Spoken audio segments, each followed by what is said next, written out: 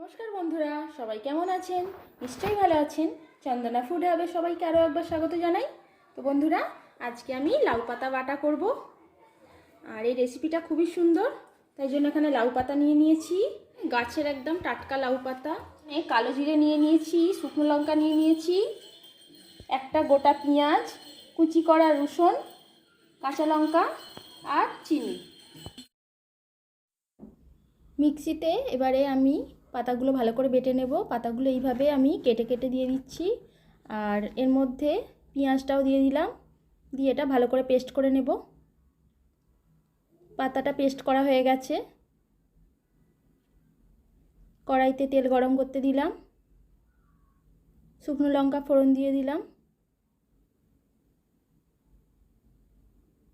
লঙ্কাগুলো একটু ভালো করে ভাজা হয়ে এলে এতে রসুনগুলো দিয়ে দেব।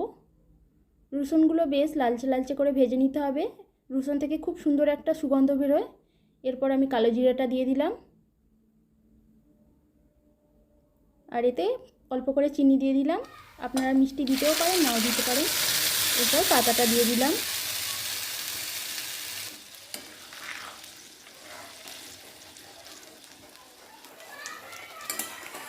পাতাটা ভালো করে ভাজতে হবে। এখন অনেকটাই জল আছে, এটা পুরো শুকনো হয়ে যাবে।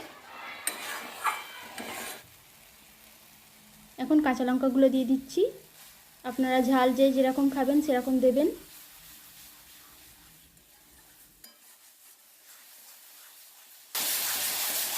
এইভাবে নাড়াচাড়া করে জলটা একদম শুকিয়ে নিতে হবে। দেখুন বন্ধুরা, অতটা পাতা থেকে কতটুকু হয়ে গেল। এইভাবে যখন পাতাটা দলা পাকিয়ে যাবে জানবেন রেডি হয়ে গেছে।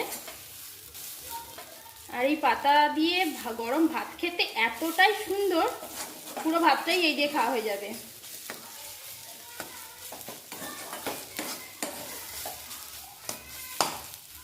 পাতা ভাজাটা একদম রেডি হয়ে গেছে।